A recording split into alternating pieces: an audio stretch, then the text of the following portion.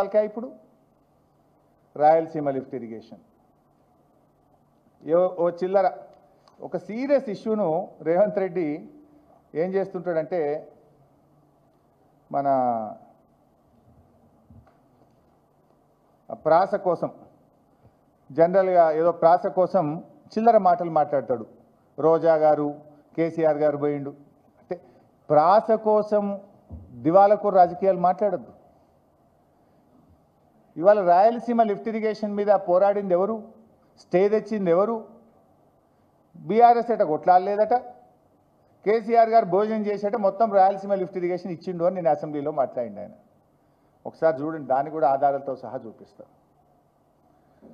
Rayalaseema lift irrigation GO ఎప్పుడు వచ్చింది బైసాబ్? GO number 203 5/5/2020 అంటే మే 5, 2020 నాడు జీవో వచ్చింది. This is the GO of Rayalaseema lift irrigation 5 May 2020. BRS party ఎప్పుడు లెటర్ రాసింది? అప్పుడు మా ప్రభుత్వం ఈ జీవో రాకముందే పత్రికల్లో వార్త వచ్చింది. అప్పుడు మనకు ప్రధాన పత్రికలైనటువంటి సాక్షి, జ్యోతి, వెలుగు తదితర పేపర్ రెఫరెన్స్ కూడా అదే రాసినాం. ఇది ఎప్పుడు లెటర్ అంటే 29 జనవరి 2020. అంటే రాయలసీమ లిఫ్ట్ ఇరిగేషన్ జీవో రావడానికి 4 నెలల ముందు మన పత్రికల్లో ఇట్లా రాయలసీమ లిఫ్ట్ను ఒకటి తయారు చేస్తున్నారు, ఆంధ్రప్రదేశ్ ప్రభుత్వం అది స్టార్ట్ చేయబోతుందని ఒక వార్త వస్తే ఆ వార్త ఆధారంగా తెలంగాణ ప్రభుత్వం సెంట్రల్ వాటర్ కమిషన్కు, కృష్ణా రివర్ మేనేజ్మెంట్ బోర్డుకు ఇది డేంజర్, ఎట్టి పరిస్థితుల్లో ఈ ప్రాజెక్ట్ కట్టొద్దు అని చెప్పి వాళ్ళు జీవో ఇవ్వడానికి 4 నెలల ముందే వ్యతిరేకించినాం మేము. This the letter. ఏం రాష్ట్రమో కూడా చదివి వినిపిస్తా. In view of the above appraisal and recommendations of KRMB is required for any new projects taken up by the state and be approved by the Apex Council. Telangana has been already deprived of its rightful share of Krishna water for several decades by various actions in the erstwhile AP. So, వీటన్నిటి దృష్టిలో పెట్టుకొని in this regard it is requested the state of AP not to take up new projects without appraisal and recommendations of KRMB and approval of Apex Council, since they will adversely impact the interest of Telangana. This approach of AP would further draw entire Krishna water to outside basin, thereby depriving the in-basin needs of Telangana. అంటే ఇంత స్పష్టంగా GO మే నెలలో వస్తే, GO రావడానికంటే ముందే మన దృష్టికి విషయం వస్తే జనవరి 2020లో 4 నెలల ముందే కేఆర్ఎంబీకి, సిడబ్ల్యూసికి లేఖ రాసి ఇది తెలంగాణ ప్రయోజనాలకు గొడ్డలి పెట్టు, మా రాష్ట్రానికి అన్యాయం జరుగుతుంది, దీనికి అనుమతి ఇవ్వద్దు అని లేఖ రాసినాం. నెక్స్ట్ 5 మేకు జీవో వచ్చింది కదా బైసాబ్.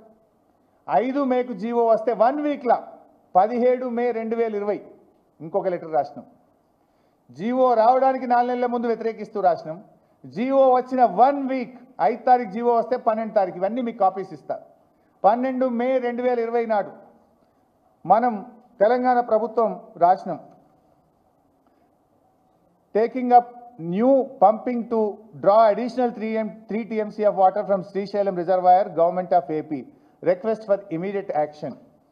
ఇందులో చాలా స్పష్టంగా therefore it is requested to initiate necessary action to prevent the government of AP from taking up any further action, including calling and awarding tenders in terms of the decisions of GO 203/55/20 for the proposed Rayalaseema lift irrigation scheme. టెండర్లు పిలువనీయద్దు, పనులు జరగనీయద్దు, వెంటనే ఆపాలి అని ఆనాడు మనము GO వచ్చిన 5 వారం రోజుల లోపల 12వ తారీఖు నాడు కేంద్ర ప్రభుత్వానికి ఆనాడు మనం రాసిన లేఖ. తర్వాత అక్టోబర్ 2, 2020 ఇది కేసీఆర్ గారు రాసిన లేఖ. ఇది వారి లెటర్ హెడ్ మీద కేసీఆర్ గారు కేంద్ర మంత్రి షెకావత్ గారికి రాసిన లేఖ. ఇది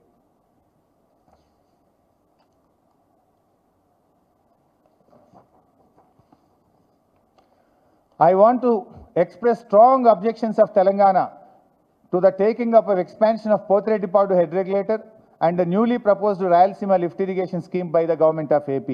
Though Rayalaseema lift irrigation scheme was never sanctioned by any statutory body Andhra Pradesh has proposed to lift 3 TMC per day from the bottom of Srisailam Reservoir and transport to the Penna and adjoining basis GO number 203 dated 5th May 20. Andhra Pradesh has gone ahead with the finalization of tenders for the work despite of our strong objections and the orders given by KRMB not to proceed with the project. It has also issued additional administrative sanction amounting to approximately 24,000 crores for the works related to transfer of Krishna water to the Penna basin. In these circumstances, we would like to request you to kindly direct Andhra Pradesh government to immediately stop these diversions, as in addition to being illegal, they will also be severely detrimental to projects sanctioned in Telangana region by the erstwhile combined state. Government of India must take immediate action and effective action to stop further diversion of Krishna water through Pothreddipadu regulator and prevent Andhra Pradesh government from implementing the proposed Rayalaseema lift irrigation scheme and other allied works. ఇంత స్పష్టంగా ఇంత డీటెయిల్గా రాశారు. రాస్తూ ఇంకో మాట రాసిండ్రు. I request you to include the allocation of water issues raised in this letter as agenda in terms of second meeting of Apex Council. In addition, Government of India should issue immediate direction to Andhra Pradesh to stop work on expansion of Pothreddipadu regulator and construction of Rayalaseema lift irrigation scheme. In order to enforce this, the operational control system of Srisailam Reservoir should be handed over to Telangana immediately. ఇది 2 October 2020 నాడు కేసీఆర్ గారు స్వయంగా కేంద్ర మంత్రి షెకావత్ గారికి Rayalaseema lift irrigation పనులు ఆపండి, మా అప్పటిదాకా శ్రీశైలం కంట్రోల్ మాకు ఇవ్వండి, సెకండ్ అపెక్స్ కమిటీ మీటింగ్లో ఎజెండాలో కూడా దీన్ని పెట్టి చర్చించాలి అని చెప్పి ఇంత స్పష్టంగా 8 పేజీల ఉత్తరం కేసీఆర్ గారు 2 అక్టోబర్ నాడు రాశారు. ఇది రాయలసీమ లిఫ్ట్. దీని మీద సెకండ్ అపెక్స్ కౌన్సిల్ మీటింగ్ కూడా 22 అక్టోబర్ 2020 అంటే 6th అక్టోబర్ నాడు జరిగింది సెకండ్ అపెక్స్ కమిటీ మీటింగ్. దాంట్లో కూడా క్లియర్గా కేసీఆర్ గారు దీన్ని అపోజ్ చేస్తూ అపెక్స్ కమిటీ మీటింగ్లో కూడా చాలా స్పష్టంగా మాట్లాడారు. అది కూడా చాలా డీటెయిల్గా ఉంది. అందులో ఈ ప్రాజెక్టులు ఆపాలని, వీటన్నిటికీ పరిష్కారం సెక్షన్ 3 మాత్రమే మాకు పరిష్కారం, సెక్షన్ 3 వస్తేనే మా వాటా ఏందో ప్రాజెక్టుల వారిగా మాకు కేటాయింపు అయితే ఈ పంచాయతీకి ఫుల్ స్టాప్ అయిద్దని చెప్పి చాలా స్పష్టంగా ఇంత డీటెయిల్డ్గా ఈ సెకండ్ అపెక్స్ కౌన్సిల్ మీటింగ్లో కూడా పోతిరెడ్డిపాడు మీద రాయలసీమ లిఫ్ట్ ఇరిగేషన్ మీద కేసీఆర్ గారు 6th అక్టోబర్ 2020 రోజు మాట్లాడినారు. ఈ కాపీ కూడా మీకు అందజేస్తాం. ఆ తర్వాత ఎన్జిటి, ఇది నేషనల్ గ్రీన్ ట్రిబ్యునల్ ఆర్డర్. ఆనాటి మన additional advocate general Ramachandra Rao, Sanjeev Kumar special government pleader, Yasmin Ali వీళ్ళందరూ మనం కేసు వేస్తే గ్రీన్ ట్రిబ్యునల్లో స్టే వచ్చింది. ఆనాటి తెలంగాణ ప్రభుత్వం, బీఆర్ఎస్ ప్రభుత్వం రాయలసీమ లిఫ్ట్ మీద స్టే తెచ్చినాం. ఏమని? సో ఆర్డర్ లాస్ట్ పారా 59 చదువుతున్నా.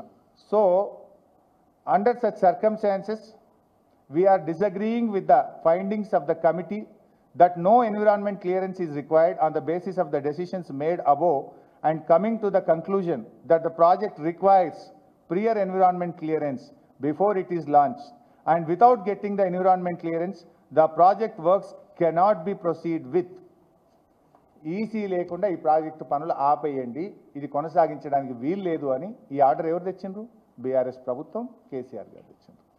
నిన్న రేవంత్ రెడ్డి మాట్లాడతాడు, రాయలసీమ లిఫ్ట్ ఇరిగేషను ఏదో రోజా గారి దగ్గర దీన్ని వదిలిపెట్టింది. ఒక్కటా రెండా? ఎన్ని లెటర్లు చూపించినా మీకు ఇప్పుడు నేను? అసలు జీవో ఇయ్యకముందు వ్యతిరేకించినాం, జీవో ఇచ్చిన వారం తర్వాత వ్యతిరేకించినాం, తర్వాత నెలలో షెకావత్కు కేసీఆర్ గారు లేఖ రాసిండ్రు, అపెక్స్ కమిటీ కౌన్సిల్లో వ్యతిరేకించినాం, చివరికి గ్రీన్ ట్రిబ్యునల్ పై స్టే కూడా తెచ్చింది తెలంగాణ ప్రభుత్వం, పనులు ఆపించింది తెలంగాణ ప్రభుత్వం. నిన్న మీరు చూసిండ్రు ఈఏసీ ఎన్విరాన్మెంట్ అడ్వైజరీ కమిటీ మీటింగ్లో దాన్ని మీరు మొత్తం చేసిన పనులు ఆపివేయాలి, అవి పూడ్చివేయాలని నిన్న ఎన్విరాన్మెంట్ అడ్వైజరీ కమిటీలో కూడా నిర్ణయం జరిగింది, విషయం బయటకు వచ్చింది. దానికి కారణం ఎవరు? కేసీఆర్ బీఆర్ఎస్ పార్టీ పోరాటం వల్ల, ఆ రోజు స్టే తేవడం వల్ల, ఈ పనులను నిరంతరం ఆపడం వల్ల ఇవాళ నిన్న పర్మనెంట్ ఆర్డర్ కూడా ఈఏసీ అనుమతి కూడా దాన్ని నిరాకరించింది. ఇది నిజం. కానీ రేవంత్ రెడ్డి పూర్తిగా పక్కదో పట్టిస్తూ వక్ర భాష్యం చెప్తూ మేమేదో దగ్గరుండి రాయలసీమ లిఫ్ట్ కట్టించినన్ని అబద్ధాలు చెప్పిండు. ఎవడన్నా కొత్త వాళ్ళు వింటే ఏమనుకోవాలి? అబ్బా రేవంత్ రెడ్డి ఎంత మంచోడు అనుకోవాలి, ఏదో నిజం అన్నట్టు. అబద్ధాలు ఆడడంలో ఆయనకు డాక్టరేట్ ఇవ్వచ్చు రేవంత్ రెడ్డికి, అందమైన అబద్ధాలు ఆడతాడు.